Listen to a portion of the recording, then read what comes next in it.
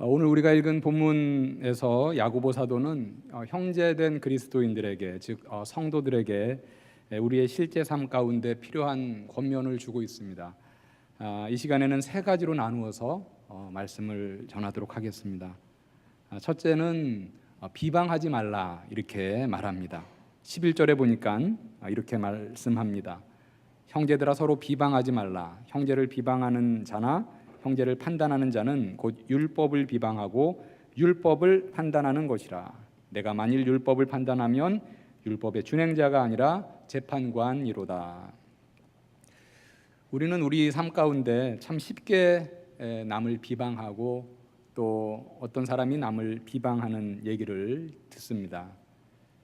제가 최근에 꽤 자주 이렇게 얘기를 나눌 수 있었던 분이 있습니다. 이분은 참 진지하게 신앙으로 살려고 하는 그런 분인데요. 제가 이분과 이제 몇 번 얘기를 하면서 다 좋은데 한 가지 조금 아쉬운 게 있었습니다. 얘기가 좀 진지하게 들어가면 이분이 꼭 어떤 다른 타인에 대해서 이렇게 좀 비방하는 그런 이제 얘기를 많이 하곤 했습니다. 그리고 얘기를 듣는 저에게 은연중에 조금 자신의 어떤 사람의 비방에 대해서 좀 맞장구를 쳐줬으면 하는 그러한 바람이 있는 것도 알 수 있었습니다. 이것이 몇 번 계속 이렇게 반복되니까 저로서는 조금 이제 거북하고 좀 불편하고 곤란했던 경험이 있습니다. 많은 분들이, 우리 성도들도 마찬가지죠, 남을 쉽게 비방하고 또 어느 때는 어떤 사람이 또 어떤 다른 사람에 대해서 비방하는 것을 들어줘야 하는 위치에 있게 되고, 또 어느 때는 듣는 사람의 입장에서 또 그 사람의 비방에 대해서 좀 동감해 주거나 뭐 맞장구를 쳐주지 않으면 안 되는 좀 그런 분위기도 우리가 경험을 하기도 합니다. 그러나 그때에 듣는 사람의 입장에 있다면 비방하는 자의 기분에 맞춰주기 위해서 동일하게 비방하지 않도록 여러분들 주의하시기 바랍니다. 비방하는 사람들의 비방을 들어보면 사실은 어떤 사람의 잘못이 있어 보입니다. 잘못한 것이 있으면 비방해도 되는가? 성경에 보니까 그렇지 않다라고 말을 하고 있습니다. 오늘 말씀에서도 비방하지 말라, 이렇게 얘기합니다. 왜 비방하지 말아야 하는가? 그 이유에 대해서 지금 방금 우리가 읽은 본문 11절에서 이야기해 주고 있습니다. 형제를 비방하는 자나 형제를 판단하는 자는 곧 율법을 비방하고 율법을 판단하는 것이라. 우리가 이 말씀을 읽으면서 하나 생각해 볼 것이 있는데요. 그것은 형제를 비방하지 말라, 이것은 우리가 이제 쉽게 이해가 되는데 형제를 판단하지 말라, 이것은 곰곰이 생각하면 참 어려워 보입니다.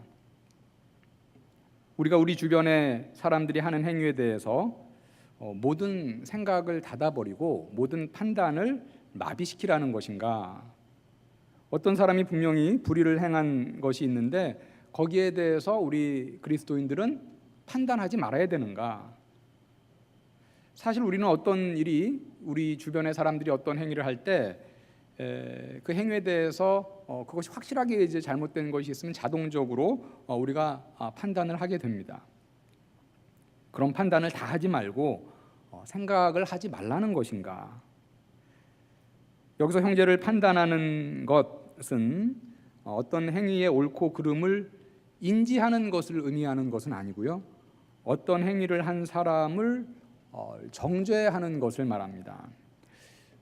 본문의 문맥에서 판단하다 이렇게 번역된 그 헬라어 원어는 크리노라는 말인데, 이 크리노라는 사실은 단어의 어떤 그 스펙트럼은 꽤 넓습니다.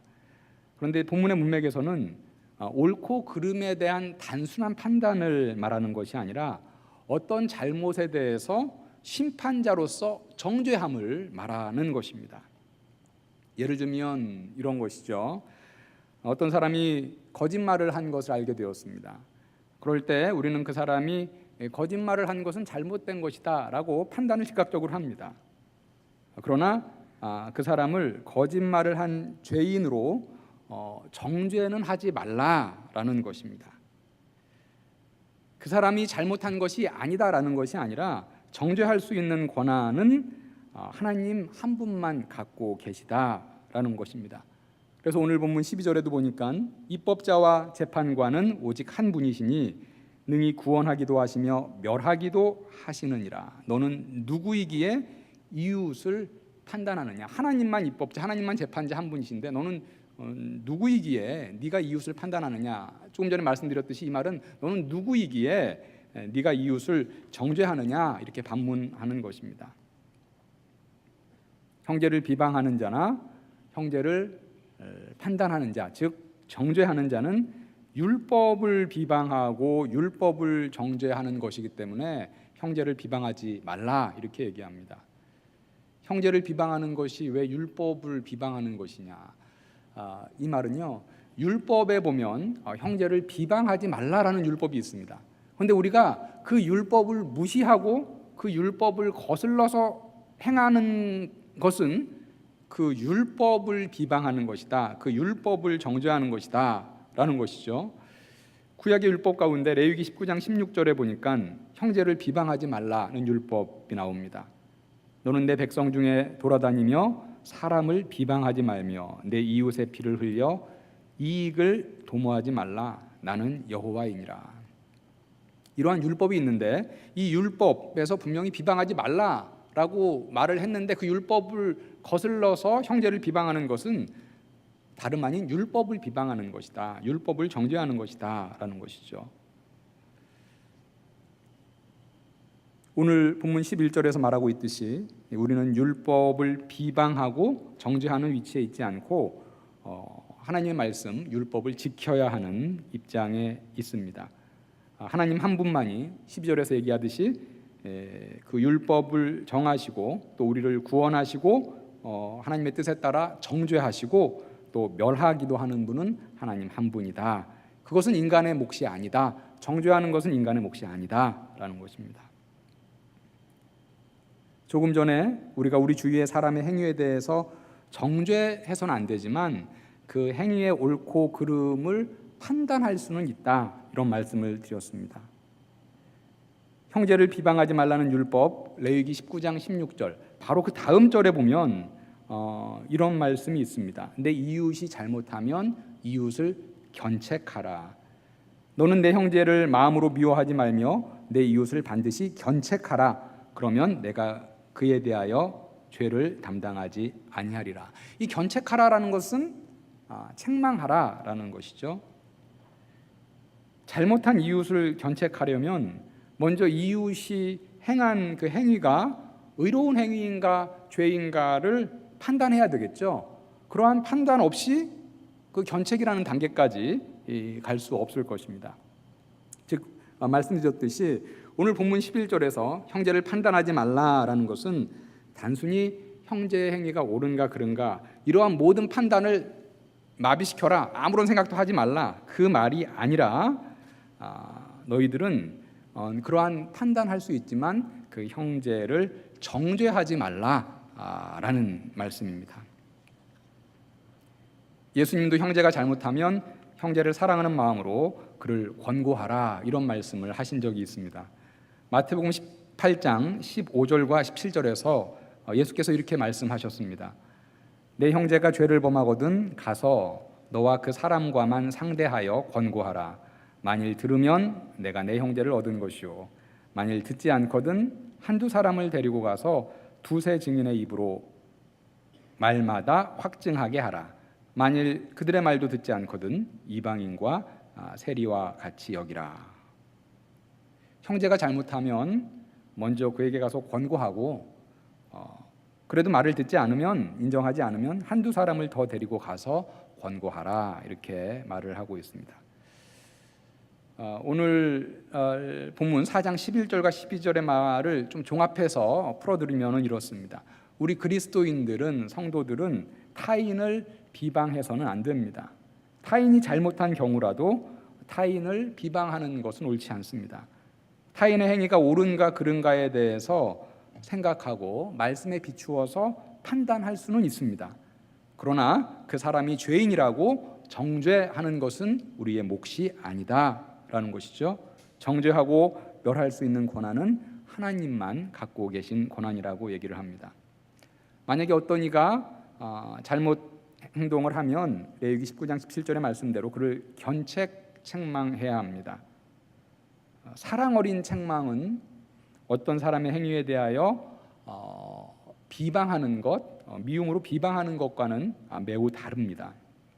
예수님은 어떤 사람이 책망받을 만한 죄를 범하면 먼저는 혼자 가서 권고하고 만약 듣지 않으면 한두 사람을 더 데리고 가서 권고하라 이렇게 말씀하셨습니다. 여러분, 어떤 사람이 여러분 주위에 있는 사람이 잘못한 것이 보이면 그 사람을 정죄하고 다른 사람에게 그 사람을 비방하면서 그의 잘못을 실어 나르는 역할을 감당하지 마시기 바랍니다. 어떤 사람이 여러분에게 다른 사람에 대해 비방하며 은근히 맞장구 쳐주기를 원하는 것 같으면 맞장구 쳐주지 마시고 지혜롭게 다른 화제로 돌리시기 바랍니다. 성경에 보니까 정말 여러분이 어떤 잘못한 사람을 사랑하면 남에게 그 사람에 대해서 험담을 하고 비방을 하는 것이 아니라 사랑하는 마음으로 그가 그 잘못해서 돌이킬 수 있도록 기도하고 또 필요에 따라서 권고까지 할 필요가 있으면 권고하고 잘 지혜롭게 그에게 얘기해라 라고 말씀하고 있습니다. 잘못을 하는 일을 보면서 우리가 해야 할 것은 험담, 비방, 정죄가 아니라 바로 사랑 어린 기도와 권고다라는 것이 오늘 말씀이 우리에게 가르치는 바입니다. 오늘 말씀이 우리 성도들에게 주는 두 번째 권면은요, 인간의 한계를 알고 우리 삶을 하나님의 뜻에 맞추라라는 것입니다. 오늘 본문 13절부터 15절 말씀 보시죠. 들으라, 너희 중에 말하기를 오늘이나 내일이나 우리가 어떤 도시에 가서 거기서 1년을 머물며 장사하여 이익을 보리라 하는 자들아, 내일 일을 너희가 알지 못하는도다. 너희 생명이 무엇이냐? 너희는 잠깐 보이다가 없어지는 안개니라. 너희가 도리어 말하기를 주의 뜻이면 우리가 살기도 하고 이것이나 저것이나 하리라 할 것이거늘. 오늘 말씀해 보니까 어떤 사람이 사업 계획을 세웁니다. 어느 큰 도시에 가서 1년 동안 사업을 하면서 내가 큰 돈을 벌어야지 이렇게 계획을 세웁니다. 그런데 오늘 말씀에서 일러주듯이 우리 인간은 1년이 아니라 내일 일을 알지 못하는 그런 존재입니다. 누가복음 12장 16절부터 21절에 보면 예수께서 한 비유를 말씀하시는데, 하나님께 충성되지 않고 이 세상에 부만 쌓느라 열심히 일했던 부자 농부에 관해서 비유의 말씀을 해주십니다. 어느 날 부자 농부가 자신에게 이렇게 얘기합니다.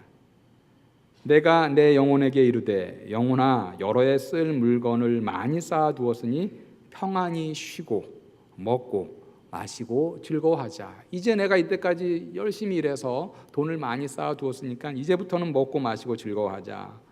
이렇게 말하자 하나님이 이렇게 말씀하셨습니다. 어리석은 자여, 오늘 밤에 내 영혼을 도로 찾으리니 내 준비한 것이 누구의 것이 되겠느냐. 내일 일을 알 수 없는 우리 인생, 오늘 말씀이 알려주듯이 우리 생명은 안개와 같이 잠시 있다가 없어지는 것입니다. 제가 인생을 그렇게 오래 살지 않았지만 제가 요즘 하루하루 살아가면서 나이가 들어가면서 늘어난 게 하나 있습니다. 그것은 예전보다 장례식장에 가는 일이 최근에 부쩍 많아졌음을 느낍니다.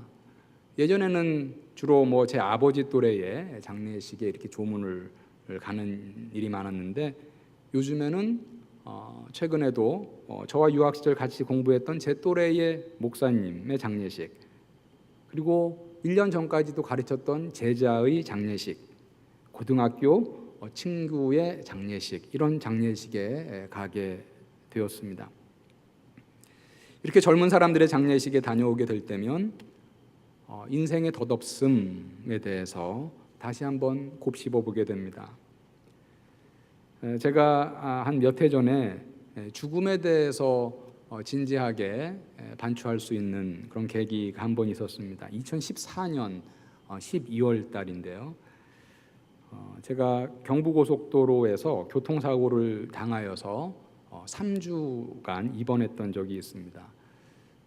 경부고속도로 죽전휴게소 근처에서 차가 막혀서 가다 서다를 반복하고 있었는데 제 앞에 차가 이렇게 섰어요. 그래서 저도 이렇게 섰습니다. 근데 제 안에 있는 그 룸미러를 통해서 보니까 제 뒤따라오고 있는 그 1톤 트럭인데 속도를 줄이지 않고 막 달려오는 거예요. 저는 섰는데. 그래서 제가 순간적으로 하고 있는데 한 1, 2초 뒤에 그 트럭이 제 차를 뒤에서 받았습니다. 한 시속 60km 정도로 받은 것 같습니다. 룸미러를 제가 보는 순간 뒤에 차가 서지 않고 막 달려오는 것을 보는 순간 제가 순간적으로 든 생각은 설마 죽지 않겠지라는 것이었습니다. 매우 짧은 시간이었습니다. 그런데 그 짧은 한 1, 2초간의 순간에 설마 죽지 않겠지, 어쩌면 내가 평생 장애인으로 살 수도 있겠다라는 그런 생각이 스쳐 지나갔던 것 같습니다. 그 트럭이 제 차를 받고 제 차는 앞으로 튕겨나가서 또 앞에 있는 그 차를 받았습니다. 3중 추돌이 되었습니다. 대낮이었는데 그 트럭 기사가 아마 졸았던 것 같습니다. 전방 주시를 제대로 안 했던 거죠. 사고가 나서 제 차는 트렁크가 많이 찌그러지고 옆문도 찌그러지고 그래서 제 차는 폐차했고, 참으로 감사하게 저는 골절은 없었고 목과 허리를 움직이기 좀 불편한 그런 부상을 입었습니다. 난생 처음으로 제가 입원복을 입고 병원에 입원하여서 침대에 누워서 곰곰이 생각을 했습니다. 근데 곰곰이 생각을 하면 할수록 참으로 감사했습니다. 뒤에서 달려오던 차가 만약에 1톤 트럭이 아니라 고속버스나 컨테이너 트럭이었다면 어떻게 됐을까 생각하니까는 아찔하더라고요. 지금 이 자리에서 이렇게 설교하고 있지 못할 수도 있었을 것입니다. 그 사고 이후에 제가 운전하면서 한 가지 습관이 생겼는데요. 고속도로에서 운전할 때 또 제가 동부간선도로도 많이 타는데 교회 올 때도 제 뒤에 큰 버스나 큰 트럭이 있으면 차선을 저도 모르게 이렇게 바꿉니다. 그 이후에 생긴 이제 제 운전 습관인데, 사실 제가 그때 이제 용인으로 가고 있었습니다. 경부고속도로를 타고 용인으로 어디로 가고 있었냐? 용인에 있는 호스피스로 가고 있었어요.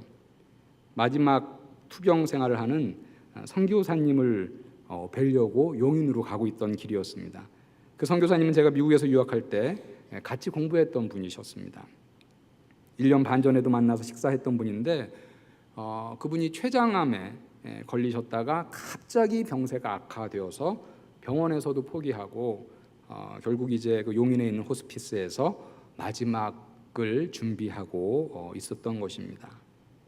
말기암 환자를 문병하러 제가 가고 있었는데 제가 하나님 곁에 먼저 갈 뻔했었습니다. 정말 죽는 데는 여러분 순서가 없습니다. 제가 그것을 겪고 나서 삶과 죽음 종이 한 장 차이구나 라는 것을 이렇게 마음속에 느끼게 되었습니다. 하나님이 그 영혼을 도로 찾으시면 누구에게나 임하는 것이 죽음입니다. 오늘 본문에서도 말하듯이 우리 생명 잠깐 보이다가 없어지는 안개와 같은 것입니다. 결국 이렇게 불확실하고 언제 사라질지 모르는 안개와 같은 인생을 사는 우리에게 오늘 말씀은 중요한 지침을 알려주고 있습니다. 그것은 하루하루 하나님의 뜻에 우리 삶을 맞추어서 걸어가라 라는 것입니다. 15절 말씀 보시죠. 너희가 도리어 말하기를 주의 뜻이면 우리가 살기도 하고 이것이나 저것을 하리라 할 것이거늘. 내일 일을 모르는 우리 인생이기 때문에 만약에 우리가 하나님 앞에, 우리 다 젊은 청년들인데 이렇게 얘기를 한다면, 하나님 저는 젊고 하고 싶은 일이 아직 많이 있으니 앞으로 10년은 제 뜻대로 살고 그 다음부터는 하나님의 뜻대로 살겠습니다 라고 말한다면, 오늘 말씀에 비춰본다면 사실은 그것은 매우 지혜롭지 못한 말입니다. 당장 내일 하나님이 불러가실지 우리는 내일 일을 장담할 수 없는 그런 존재이기 때문입니다. 내일 일을 모르는 우리는 우리의 한계를 인정하고 하나님 앞에 겸손히 나아가서 하나님의 뜻이 무엇인지 하나님의 뜻을 구해야 합니다. 우리 성도들은 하나님의 뜻이 무엇인지 여기에 매우 민감하게 반응해야 합니다. 그리고 우리가 무슨 일을 계획할 때에도 주님의 뜻이 무엇일까 상고하고 말씀을 묵상하고 기도해야 합니다. 우리가 계획을 세우되 오늘 15절 말씀에서 얘기하고 있듯이 하나님의 뜻이면 하겠습니다, 하나님의 뜻이면 이루어 주시옵소서, 이렇게 하나님의 뜻을 앞세우고 날마다 가야 합니다. 그것이 우리 불확실한 인생을 가장 확실한 길로 이끄는 첩경이다 라고 오늘 말씀은 우리에게 교훈하고 있습니다. 영원의 관점에서 보면 안개와 같이 잠깐 살다가 사라지는 이 세상에서 취한 것들을 자랑하는 것 허탄한 자랑이다, 그리고 그거 악한 것이다, 이렇게 오늘 말씀에서 가르치고 있습니다. 16절에 보니까 이렇게 얘기합니다. 이제도 너희가 허탄한 자랑을 하니 그러한 자랑은 다 악한 것이라. 세상 부귀, 영화, 지식, 지위, 이러한 자랑들, 안개와 같은 인생, 썩어질 세상에 있는 것, 그거 금세 사라지는 것인데 그러한 것들에 대한 자랑, 허탄한 자랑이다 라고 얘기합니다. 그리스도 안에서 영원의 가치에 눈을 뜬 사람은 사도 바울과 같이 이 세상에 속한 것들 배설물로 여길 수 있어야 하겠습니다. 우리가 자랑해야 하는 것은 무엇이냐?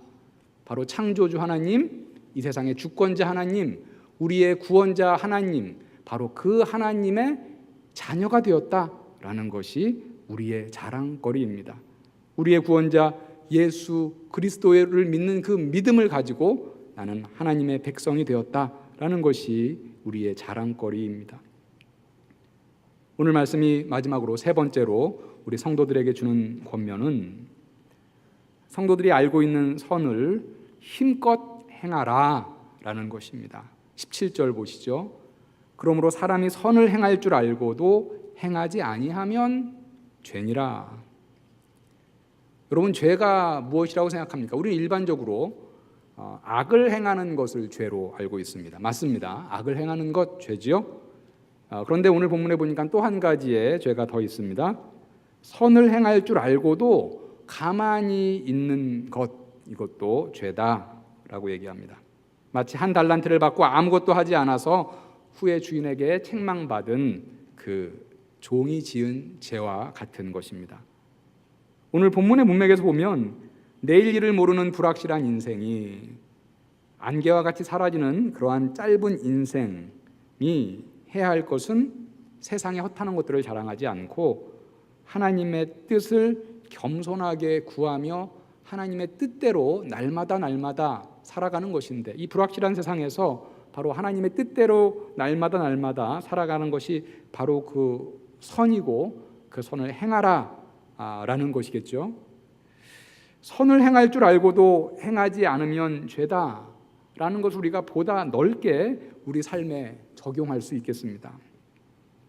소극적이고 복지부동하는 그리스도인들에게 보다 적극적인 그리스도인의 삶을 살라라고 촉구하는 말씀입니다. 기도할 수 있는데 기도를 어떻게 하여야 하는 줄도 아는데 기도하지 않으면 죄다라는 것입니다. 사무엘 선지자는 내가 기도를 쉬는 죄를 범치 않겠다, 이런 말을 한 적이 있습니다. 전도할 수 있는데, 그리고 무엇을 전해야 하는 줄도 아는데 전하지 않는 것은 죄다라는 것입니다. 하나님이 내게 주신 달란트 은사로 내가 섬길 수 있는 게 있는데 섬기지 않고 그 선을 행하지 않는 것 죄다라는 것입니다. 나의 이웃을 도울 수 있는 여력이 있는데 돕지 않고 가만히 있는 것, 선을 행할 수 있는데, 선을 행할 줄 아는데 행하지 않는 것 죄다라고 말하고 있습니다. 18세기 영국 대부흥을 이끌었던 조지 휘필드는 녹슬어 없어지느니 닳아서 없어지리라 라는 말을 남기며 그러한 각오로 그의 맡은 바 은사를 가지고 그의 사명, 사역에 최선을 다해서 평생토록 그 사명을 감당하였습니다. 하나님이 여러분에게 주신 은사로 그것이 다 다를 터인데 가만히 있지 말고 여러분이 할 수 있는 선을 행하시는 보다 적극적인 그리스도인들이 다 되시기를 바랍니다. 오늘 본문을 통해서 세 가지 겉면의 말씀을 드렸습니다. 첫 번째, 비방과 정죄를 여러분의 입에 올리지 마시기 바랍니다. 여러분이 비방하지 않고 정죄하지 않아도 재판관 되신 하나님이 더 정확하게 다 심판하실 것입니다. 주위에 잘못하는 사람이 있으면 그를 위해 기도해 주시고 필요할 경우 그에게 지혜롭게 다가가서 권고하는 것이 성경적인 가르침입니다. 두 번째, 세상에 함몰되어 살지 말고 영혼의 관점을 갖고 이 세상에서 살아나가십시오. 영혼의 관점에서 보면 우리 인생은 안개와 같이 잠시 있다 사라지는 것입니다. 그 짧은 인생을 살아가면서도 우리는 내일 일도 장담할 수 없는 그러한 인생들입니다. 그렇기 때문에 우리가 주님 앞에 더욱더 겸손하게 나아가서 주님의 뜻을 구하며 주님의 뜻을 쫓아서 살아나가시기를 바랍니다. 이 불확실한 인생 가운데 주님 뜻대로 살아가는 것보다 더 확실하게 여러분의 인생을 보장해 주는 것은 없습니다. 세 번째, 여러분이 행할 수 있는 선을 보다 적극적으로 행하시는 그리스도인으로 살아가십시오. 악을 행하는 것만 죄가 아니라 선을 행할 줄 알고도 행하지 않으면 죄라고 말씀하셨습니다. 하나님이 여러분에게 주신 은사를 10분 발휘하여서 여러분이 행하여야 할 선을 힘껏 행하시는 꽃동산의 성도님들 다 되시기를 주님의 이름으로 축복합니다.